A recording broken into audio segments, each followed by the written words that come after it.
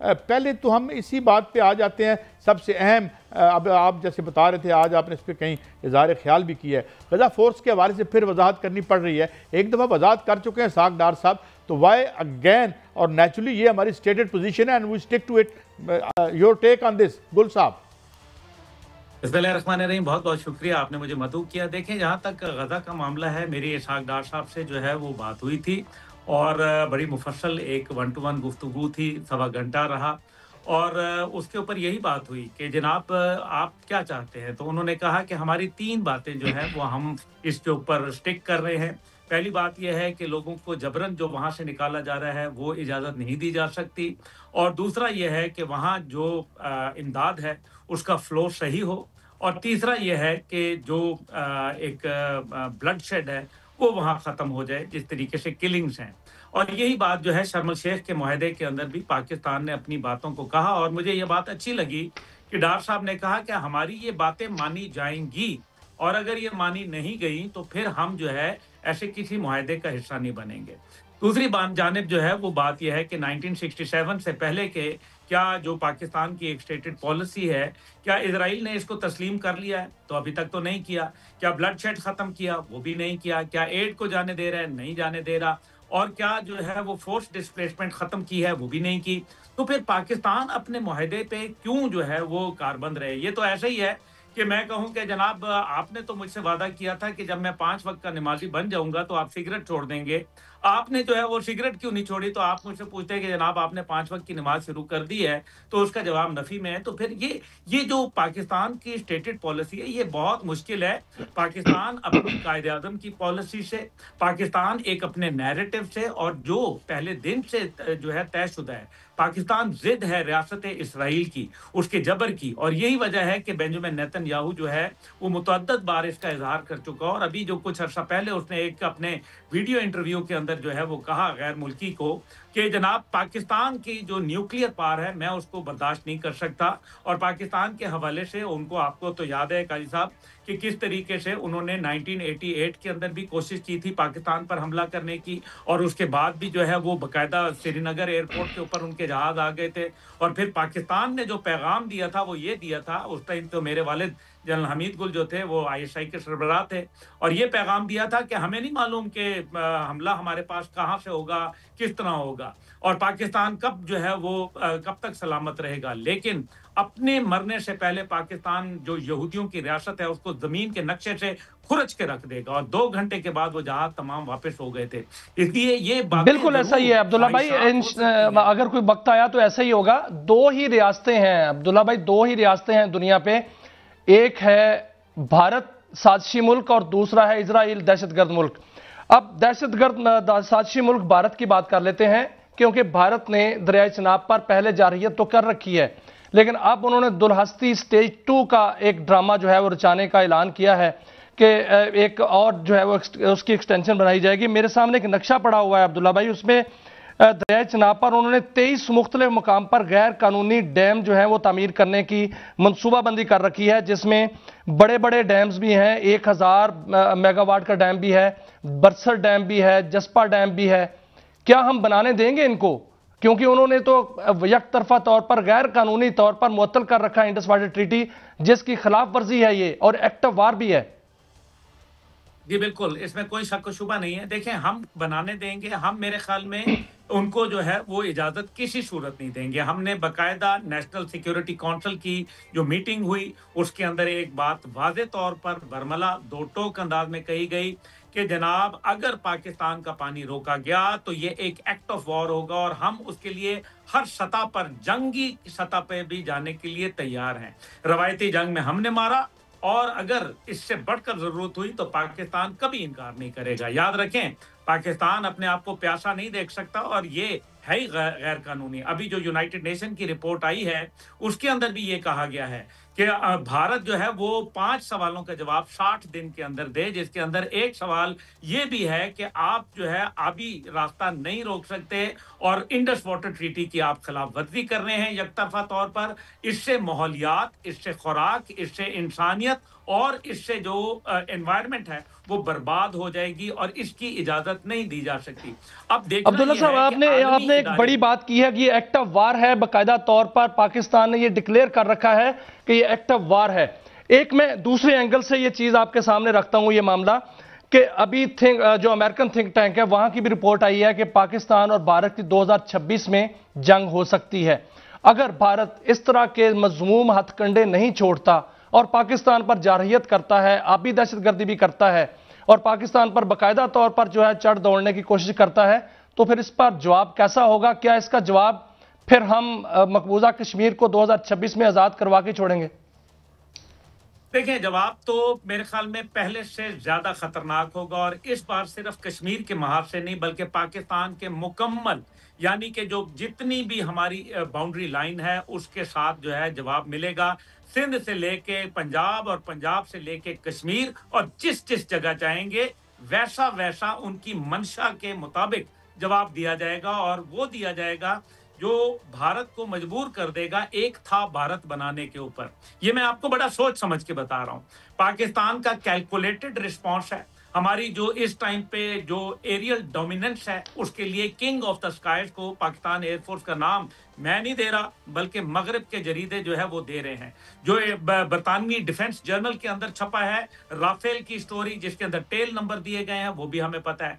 जो missile technology और जो प्रिसीजन के साथ मैं आपको फखरिया बता सकता हूं पाकिस्तान का मिसाइल टेक्नोलॉजी जो फतेह 1 है, फतेह 2 है, इसी तरीके से शाहीन मिसाइल 1, 2, 3 और जिनकी रेंज जो है भारत का कोई शहर कोई 1 इंच जमीन ऐसी नहीं है जो पाकिस्तान के मिसाइल प्रोग्राम से जो है महफूज हो। ये मैं आपको बड़ा खुल के बता रहा हूं और ये भी मैं आपको बताऊं कि प्रिसीजन लेवल ये है कि 1 मीटर के रेडियस के अंदर पाकिस्तान का मिसाइल गिरता है। पिन पॉइंट एक्यूरेसी इसको कहा जाता है। अल्हम्दुलिल्लाह ये हमारी जो है इंडिजिनस टेक्नोलॉजी है। दूसरी जानिब जो है वो हमारे पास जो है उनकी तमाम चीजों का तोड़ है और आपने देखा कि S-400 को नाकाम कैसे बनाया। लेकिन इन सब के बावजूद भारत जो है वो तैयारी कर रहा है। $82 बिलियन से उसने $89 बिलियन अपना डिफेंस बजट किया है। लेकिन ट्रेनिंग भी तो जरूरी होती है। आपको एक असले से भारत के पास जो है जितना रशियन टेक्नोलॉजी थी अब वो उससे जो है शिफ्ट करके अमेरिकन टेक्नोलॉजी और ईस्टर्न टेक्नोलॉजी वेस्टर्न टेक्नोलॉजी की जानिब जा रहा है। उसके अंदर वक्त लगता है। तकरीबन ट्रेनिंग पीरियड के अंदर जो है वो 10 साल लग जाते हैं। और खुद आपको याद है कि नदरन एरिया के कमांडर जिनको दरमियान जंग के सैक कर दिया गया था, गिरफ्तार कर लिया गया था, उन्होंने ये कहा था कि हम लाइट कॉम्बैट के लिए अपने फोर्सेस को तैयार किया है और पाकिस्तान के साथ लड़ना हमारे लिए नुकसानदेह होगा। और फिर जो उनके एसपी धारकर थे जो vice chief of air staff थे उन्होंने भी यही कहा था कि राफेल को मैदान में मत उतारें, ये हमारे लिए जो है एक नाइटमेयर साबित होगा और उनको भी सैक कर दिया गया था। ऐसी सूरत हाल के अंदर पाकिस्तान की जो अब्दुल्ला साहब मैं दोबारा इसी एंगल से आता हूं। अगर आबी दहशतगर्दी नहीं रुकती और वो दरियाए चिनाब जो कि मकबूजा मैं उसको कहता हूं, भारत ने वहां पर जो है बगलिहार 1, बगलिहार 2, दुलहस्ती सलाल बना रखे हैं, उस दरिया को आजाद कराने के लिए जो कि हमारी लाइफ लाइन है, फिर हमारे फतेह 1, फतेह 2, शाहीन, गौरी वहां पर पिन पॉइंट जो है वो होंगे और निशाना बनाएंगे। बिल्कुल होंगे, आपको इसमें कोई डाउट नहीं होना चाहिए। क्योंकि मैं आपको यह बताऊं कि पहली बात है कि यह वायलेशन है इंटरनेशनल कवानीन की, इंडस वाटर ट्रीटी की वायलेशन है। लेकिन इन सब के बावजूद भारत 2 तरीके से दहशतगर्दी कर रहा है, एक पानी रोक के और एक पानी छोड़ के, और हमने दोनों सतह के ऊपर वो देख लिया है।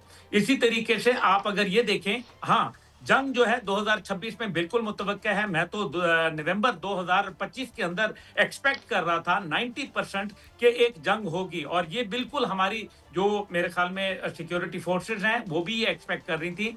लेकिन हालात बदल गए। भारत के अंदर जो मामलात थे वो मुश्किलात का शिकार हुए। भारत की फौज ने जवाब दे दिया कि हम इस टाइम पे पाकिस्तान से लड़ने की पोजीशन में नहीं है, ना साइबर डोमेन के अंदर, ना एरियल डोमेन के अंदर, ना नेवल डोमेन के अंदर और ना इंटेलिजेंस डोमेन के अंदर और ना ही बर्री सतह के ऊपर। तो ये तमाम बातें जो है भारत की इंटेलिजेंस ने बकायदा किया और पाकिस्तान ने उनकी जो उनके चीफ थे जो उनके इस टाइम पे जनरल द्विवेदी हैं, उनकी बकायदा जो कोर कमांडर कॉन्फ्रेंस थी उसको साइबर तौर अच्छा गुल साहब, ये तो आपने बहुत बड़ी बात बताई कि भारतीय फौज ने इनकार ही कर दिया। अब एक और बड़ा अहम इशू है, अब अगर क्या डू यू सी एनी इनकी कोई हो सकती है एस्केलेशन बांग्लादेश की और भारत पे हमला कर सकता है, एंड इफ सो तो क्या, क्योंकि उन्हें एक इलेक्ट्रल इशू चाहिए, यहाँ से तो वो जूते खा के गए हैं। अब सवाल ये अगर होता है तो इसका क्या नतीजा होगा और पाकिस्तान का रोल क्या हो सकता है? काजी साहब, मैं पिछली बात को थोड़ा सा 2 मिनट दे, मैं प्लीज कर लूं। देखें, अगर इंटरनेशनल इदारे पाकिस्तान की मदद को नहीं आते, IMF, वर्ल्ड बैंक सैंक्शंस नहीं लगाते भारत के ऊपर, उनको दबाव नहीं डालते किसी भी किस्म का, उनके ऊपर सिफारती, उनके ऊपर सियासी और उनके ऊपर मुआशी दबाव नहीं डालते, और डिफेंस डील भारत जो है वो इंडिया अमेरिका के साथ कर चुका है, इस वजह से भारत कभी नहीं मानेगा और ये डैम बनाने की भरपूर कोशिश करेगा। हमें इसका इवेंचुअली जवाब वही देना पड़ेगा जो मेरे ख्याल में जिसको कोई भी समझदार मुल्क जो है उसको रोकना चाहिए, लेकिन मजबूर हैं, क्या करें। अब ये तो एक साइड पे बात हो गई। अब जो है बांग्लादेश की सिचुएशन पे आ जाए।